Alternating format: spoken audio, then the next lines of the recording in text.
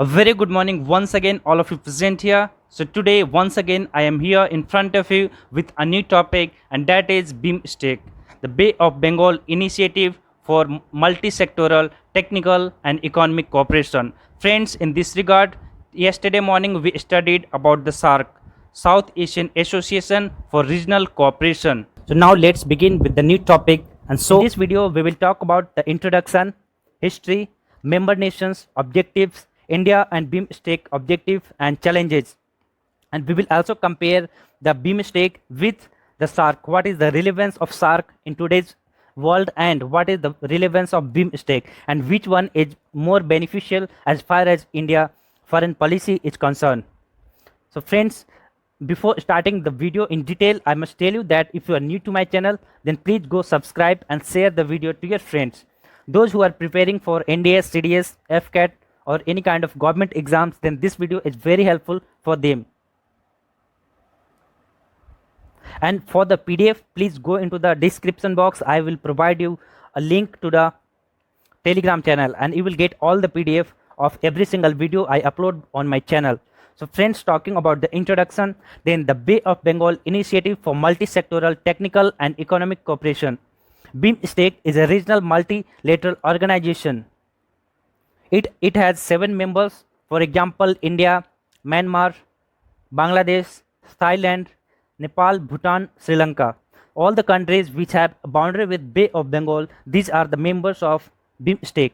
Its members lie in the littoral and adjacent area of Bay of Bengal, constituting a contiguous regional unit. So it has all the countries which has boundary with Bay of Bengal or which lies in the adjacent and the littoral of the Bay of Bengal.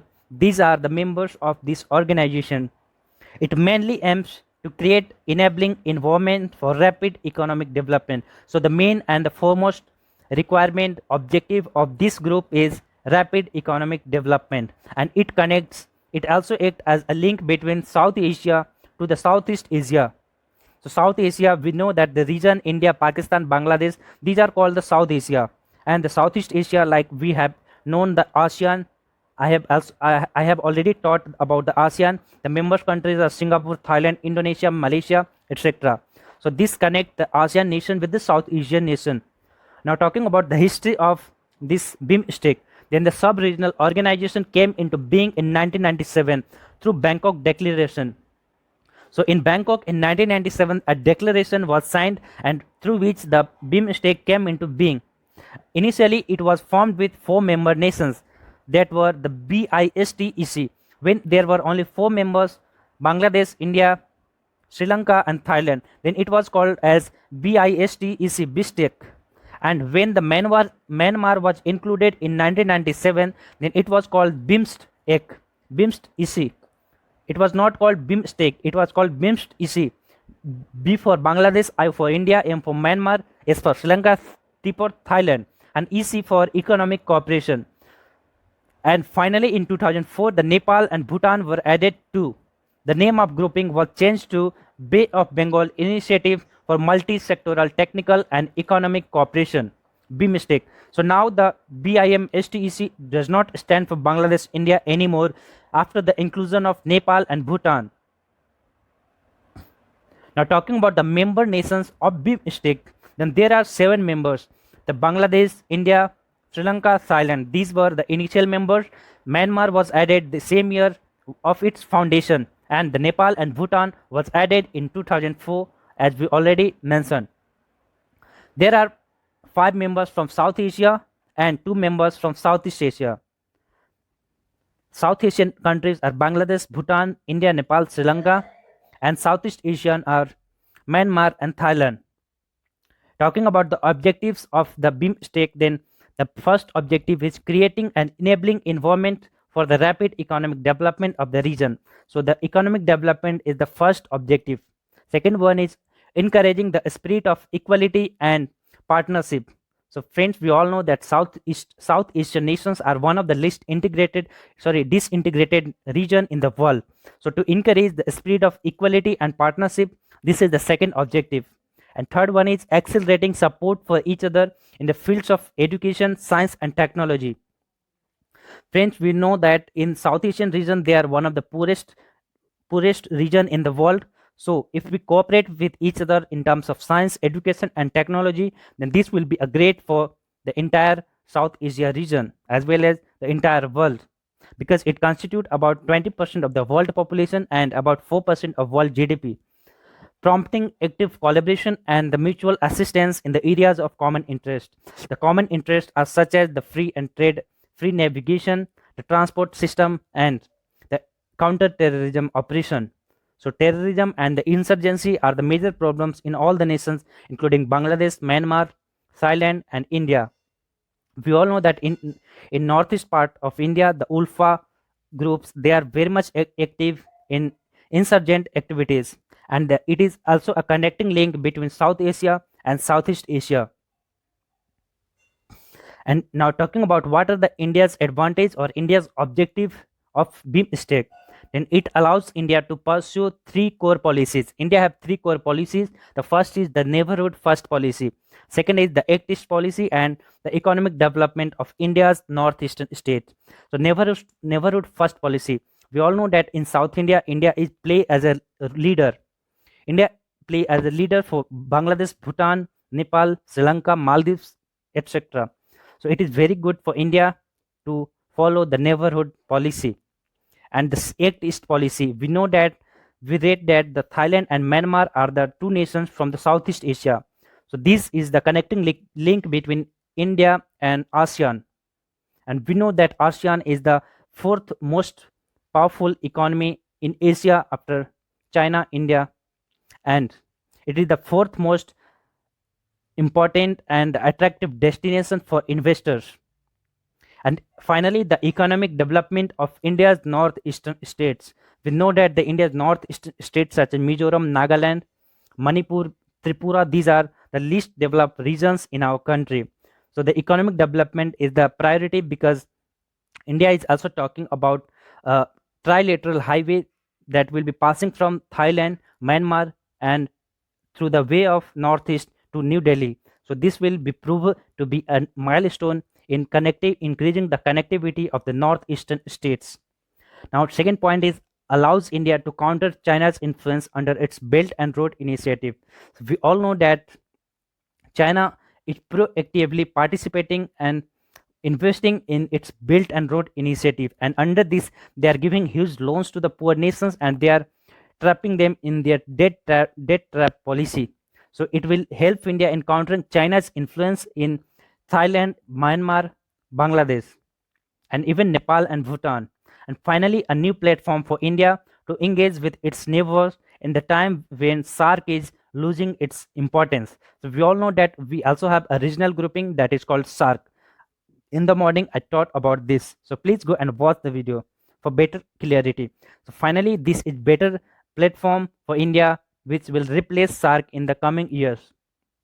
So hence its significance increases. Now talking about some important connectivity projects that will be proven a milestone in the development of northeastern states as well as increasing the connectivity with the Southeast Asian nations and or we see the ASEAN nations. So first is the Kaladan multimodal project. It will link India and Myanmar. According to this project, the Indian port they will be connected with the Sitwe port in Myanmar through waterway in the Bay of Bengal, and after that there is a Kaladan river in Myanmar, and the same ship will be go through the Kaladan river and inland waterway will be connected in the river of Kaladan which is in Myanmar, and from there the Mizoram, the state of India, that is only 128 kilometers far. So it will increase the connectivity from India, the West Bengal, the Kolkata port to the northeastern states in very small period of time. And ASEAN trilateral highway connecting India and Thailand and Myanmar, I already mentioned this. It will also boost the India's development in the area of northeastern states. And the third one is Bangladesh, Bhutan, India, Nepal motor vehicle agreement for seamless flow of passenger and cargo traffic. So all the countries, they are also talking about the developing the Bangladesh, Bhutan, India, Nepal motor vehicle agreement for the seamless flow of passenger and cargo traffic. And talking about the challenges of the BIMSTEC, so then there are several challenges. For example, the inconsistency in meetings. So there have been inconsistency in the meeting because the leaders, they are not, the summit are not held every year. Till now, there are very less summit have been taken place. And the second point is neglect by the member states. Even the member states of the this association or this grouping, they neglect this organization because this is not that much exclusive, or this does not benefit them that much. And also due to the bilateral issues such as between Bangladesh and Myanmar, they have the issues of Rohingya. And even Myanmar and Thailand, they have some border disputes. And even you can see that today the India and Nepal relations, they are very bad. And when in 2018 the BIMSTEC first military exercise was to be held in Pune, then it was Nepal who rejected to send its army into the exercise. So the last meeting or the summit held of BIMSTEC was in 2018, and there is also no free trade agreement, as it was introduced in 2004, but it was not concluded till now. So we all know that trade is the major link between connecting the two nations, but we do not have any free trade agreement. And rising China's influence in the region, we all know that China is spending and investing a lot in Myanmar, Thailand, Bangladesh, and even in the Nepal. So ultimately, the influence of China is increasing and it has increased in Myanmar, Thailand, and Nepal at a very great extent. That Nepal also started giving anti-India statements in recent times since when KP Sharma Oli came into power.